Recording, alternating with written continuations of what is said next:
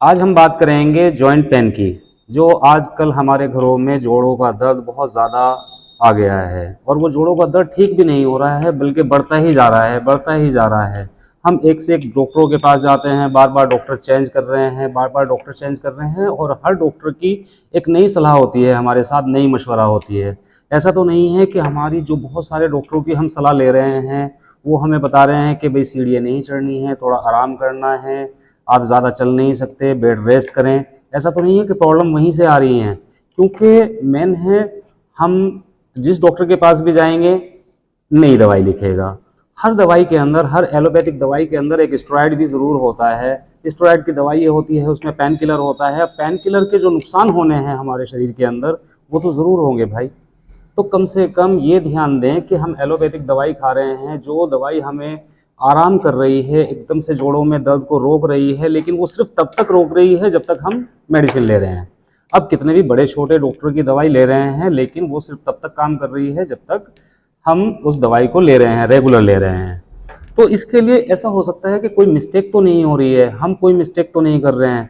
आप उस मिस्टेक के ऊपर प्लीज़ एक बार ध्यान दें।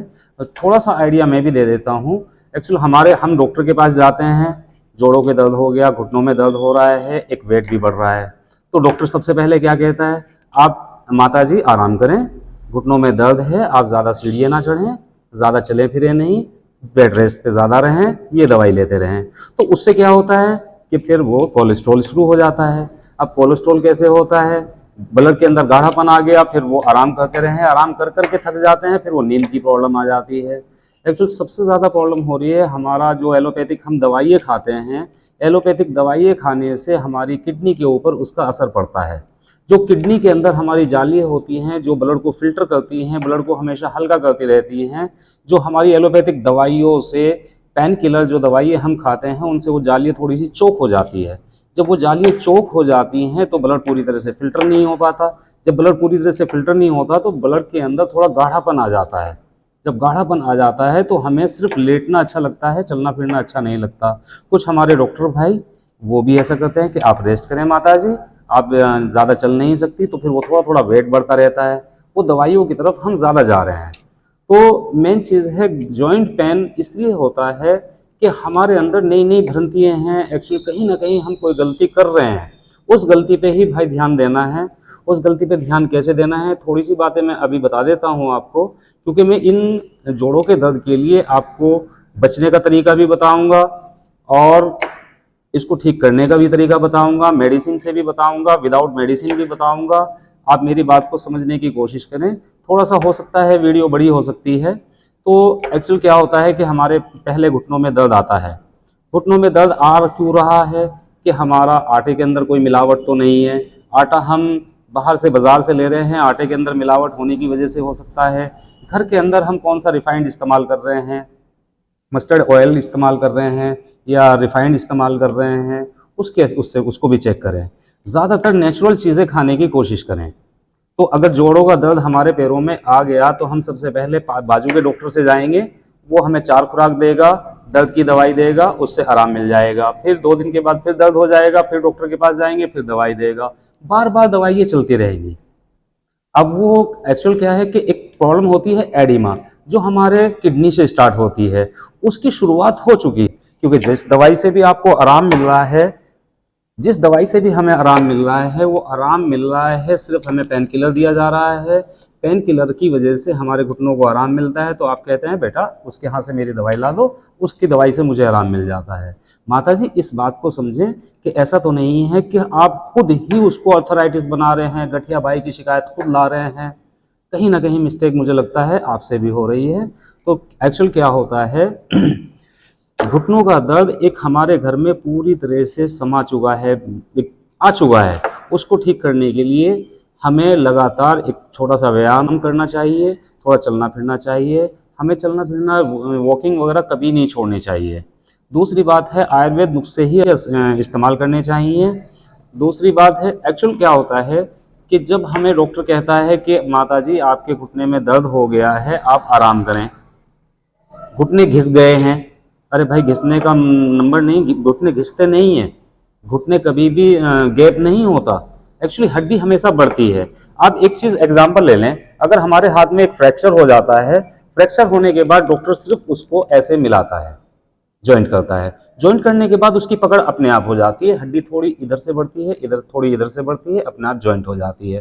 तो हमारी बोन्स के अंदर इतनी ताकत है कि हड्डी को भी आप उसमें जोड़ सकती है, तो घुटने को भी ठीक कर सकती है। तो भाई गैप आने का कोई सवाल नहीं है, बल्कि ये होता है कि एक्चुअल हम चलना छोड़ देते हैं, हम आराम ज्यादा करने लगते हैं। अगर हमारे घुटने के अंदर दर्द हुआ तो हमारे घुटनों के दर्द आपस में इस तरह से मिलने लगते हैं आपस में। जब वो आपस में मिल जाते हैं और घिसते हैं नहीं, मतलब उनको चलाएंगे नहीं तो वो फ्री नहीं होंगे, जब वो फ्री नहीं होंगे तो वो आपस में फंसने लगते हैं। पर उसके साथ हमारे शरीर में मोटापा बराबर बढ़ने लगता है।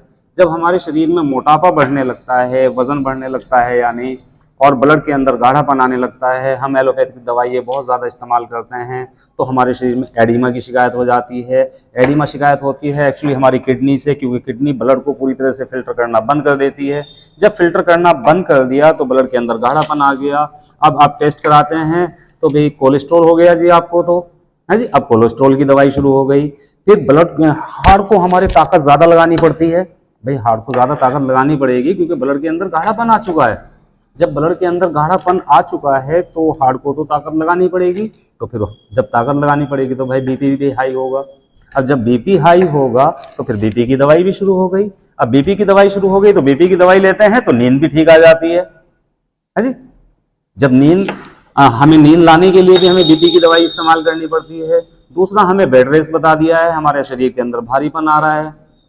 तो मेन चीज है कि एक्चुअल में वीडियो को ज्यादा बड़ा नहीं करना चाहता। अगली वीडियो में मैं इसका पूरा ट्रीटमेंट भी बताऊंगा, आप किस तरह से इसको ठीक कर सकते हैं और ठीक परमानेंट रह सकते हैं। तो आप अभी तो फिलहाल ये कर सकते हैं कि एक तो थोड़ा सा पैदल चलना शुरू करें, थोड़ा थोड़ा चलना शुरू करें।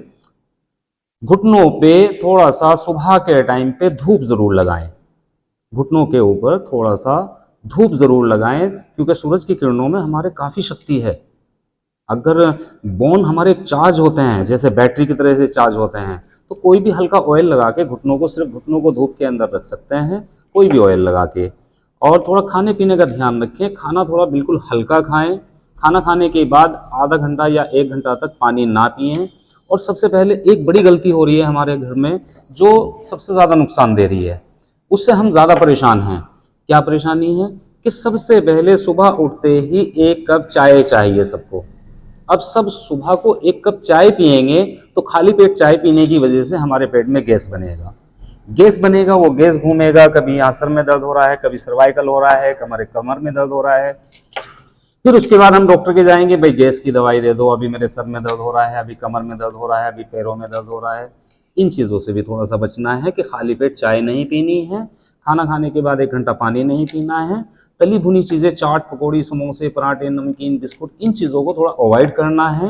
आप कहीं दावत में जा रहे हैं, पार्टी में जा रहे हैं, भाई वहाँ पे सब कुछ खाएं, कोई चीज़ नुकसान नहीं देती। बस ऐसा करें कि लिक्विड वाली चीज़ कोई ना लें। भाई पानी पीना है अपने घर पे आके पीना है, पार्टी से चाय पीनी है, कॉफ़ी पीनी है अपने घर पे आके पीनी है, कोल्ड ड्रिंक पीनी है तो 1 घंटे बाद अपने घर पे आके पीनी है। हालांकि कोल्ड ड्रिंक नुकसान देती है, तो इन चीज़ों का ध्यान रखें। अपने खान पीन को समझें, खाली पेट चाय पीना बंद कर दें और सुबह को खाना अच्छे से खा लें, कोई प्रॉब्लम नहीं है। रात को खाना थोड़ा कम खा लें, ठीक है। और चलते फिरते ज़रूर रहें, सुबह को ज़रूर टहलें। थोड़ा अगर दर्द हो रहा है तो उसकी हल्की मसाज करें, धूप की सिकाई करें। और अगली वीडियो में मैं आपको सब इसके बारे में डिटेल में बताऊँगा, एक्चुअल अभी वीडियो बनाना शुरू किया है, हो सकता है कुछ मेरे डॉक्टर भाई भी बुरा मान जाएं, क्योंकि डॉक्टर आगे जाके मुश्किल होगी कि एक्चुअल मैं आयुर्वेदिक डॉक्टर हूँ, देसी डॉक्टर हूँ, मैं अपने अंदाज से ही सबको ठीक करने की कोशिश करूँगा। एक्चुअली मैं घुटनों का दर्द का स्पेशलिस्ट हूँ और मेरे यहाँ सभी घुटनों के दर्द के रोगी ठीक होते हैं। जब मेरे यहाँ ठीक होते हैं तो मैं तो उसी तरीके को आजमाऊंगा, क्योंकि मैं देसी डॉक्टर हूँ। तो मेरी बात करने का एक सरल तरीका रहेगा, उसी के अनुसार मैं आपसे बात करूँगा जो आपको मेरी बात समझ में आ जाए। तो प्लीज़ मेरी वीडियो को शेयर करें और लाइक करें और आने वाली वीडियो का इंतज़ार करें। मैं डॉक्टर इरफान आयुर्वेदाचार्य, इंशाल्लाह फिर अगली मुलाकात होती है दूसरी वीडियो में। तब मैं आपको घुटनों के दर्द के बारे में एक संपूर्ण पूरा इलाज बताने के प्रयास करूंगा। और मेरी इस वीडियो से भी शायद कुछ ना कुछ कोई पॉइंट अपने अंदर ढूंढे कि एक प्रॉब्लम से हम 10 प्रॉब्लम को खड़ी कर रहे हैं। हम बाजू में सबसे पहले दवाइयाँ खाते हैं, घुटने के दर्द की। अरे एक तो खाने पीने को थोड़ा सा ध्यान कर लें, खाली पेट चाय पीना बंद कर दें, थोड़ा टहलें ज़रूर। जैसे हमने आराम करना शुरू किया, समझो घुटनों का दर्द आना शुरू हो गया। तो ठीक है, खुदा हाफिज़, अगली वीडियो में मिलते हैं। मेरी वीडियो को शेयर करें और मेरा हौसला अफजाई करें। मैं इंशाल्लाह अगली वीडियो और अच्छी बनाने की कोशिश करूंगा, लेकिन मैं जिस प्रॉब्लम को भी लेके आऊँगा फुल प्रैक्टिस में लेके आऊँगा। मैं करीब 24 साल से इस आयुर्वेद में प्रैक्टिस कर रहा हूँ। तो मैं एक्चुअली वीडियो बना रहा हूँ अभी, लेकिन मैं पेशेंट ही देखता था। लेकिन अगली वीडियो में मैं आपको कुछ नई सलाह देने की कोशिश करूँगा। प्लीज़ आप मेरी वीडियो को लाइक करें। मैं डॉक्टर इरफान, आयुर्वेद आचार्य। Okay, bye.